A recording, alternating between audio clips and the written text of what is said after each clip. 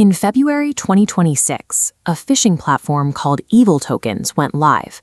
Within 5 weeks, it compromised 340 organizations across 5 countries, almost completely undetected. Targets received a prompt to enter a short code at the standard Microsoft device login. They completed their normal multi-factor authentication challenge, and they walked away. No passwords were stolen. The attackers didn't need a password. By completing that challenge, the victim handed the operator a valid OAuth refresh token, scoped to their mailbox, drive, calendar, and contacts. This diagram illustrates the structural shift. Traditional phishing, shown on the left, targets the authentication flow to intercept a credential.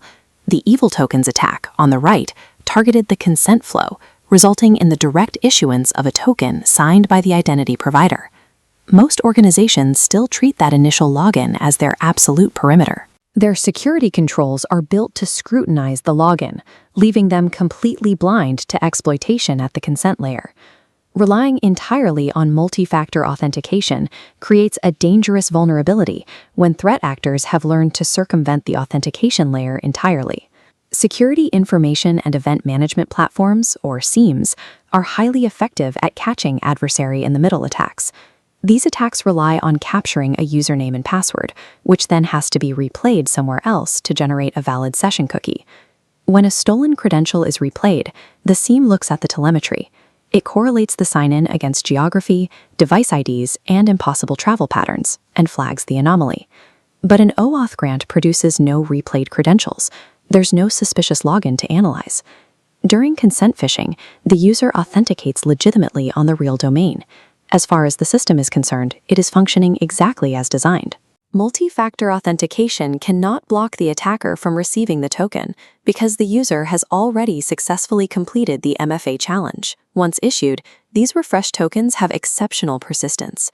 Depending on the tenant's configuration, they can remain valid for weeks or months, and they natively survive traditional password resets. The only way to close this access window is through explicit token revocation, or by triggering a conditional access policy that demands the user reconsent. This means standard incident response playbooks fail. Forcing a user to rotate their password does absolutely nothing to evict an attacker holding a valid OAuth grant. This attack factor has existed since OAuth became a standard protocol. What has changed is the volume of requests generated by the explosion of AI agents and browser extensions. The sheer density of legitimate third-party integrations means that knowledge workers now click through consent screens as instinctively as they click through website cookie banners. This behavior is compounded by the language used in the consent prompts. The permissions requested rarely map clearly to the actual operational risk. A scope asking to read your mail sounds highly limited. In practice, it expands to grant the application access to every message, every attachment, and every shared thread the user can reach. An even more critical scope asks to access files when you're not present. This specifically authorizes the issuance of a long-lived, refreshable token that allows the application to pull data even when the user is offline and away from their keyboard. The chasm between that benign user interface language and the catastrophic back-end access it provides is the exact structural space where modern attackers operate. A single malicious OAuth consent is dangerous, but the deeper risk forms when these permissions overlap, creating what is known as a toxic combination. This occurs when an integration or AI agent bridges 2 isolated applications in a configuration that no system owner ever evaluated or approved. Consider a user who grants an AI summarizer access to their mailbox. That same user later authorizes a productivity assistant to access the shared drive. The risk surface is bridged. A compromised summarizer can now move through the human identity to reach shared customer records. Applications that are completely secure in isolation inadvertently form a unified, highly vulnerable attack surface the moment they are linked by a single human identity. This architecture is now evolving. Model context protocol servers are emerging as the next iteration of this trust once vulnerability for AI agents. These integrations allow external agents to acquire heavily scoped reach across multiple environments, and the access is issued at the speed of a single user click. We have already seen this execute at scale during the 2025 SalesLoft drift incident. The initial foothold was singular. Attackers compromised a single downstream connector, infiltrating a specific integration point. every single victim organization had legitimately and actively approved the initial OAuth tokens for that integration. From that single point, the compromise cascaded invisibly across more than 700 Salesforce tenants, traveling through legitimately authorized but completely unmonitored integration tokens.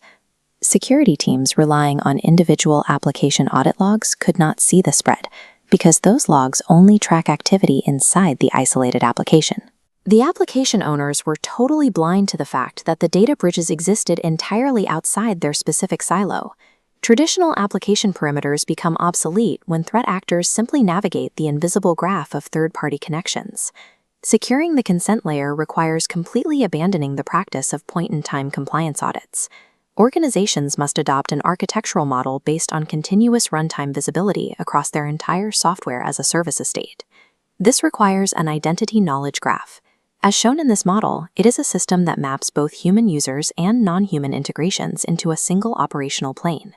The first required technical shift is continuous monitoring. Security teams must track the age and refresh activity of all third-party tokens to immediately surface anomalies. The second shift involves conditional access policies. They must explicitly trigger on consent events, not just sign-ins. Incident response must also evolve. When a malicious grant is detected, security platforms isolate and sever access at the specific token level. This precision replaces the outdated, highly disruptive practice of blindly suspending the primary user account just to stop a single bad integration. The security industry spent the last decade building robust defenses for the authentication layer. It must now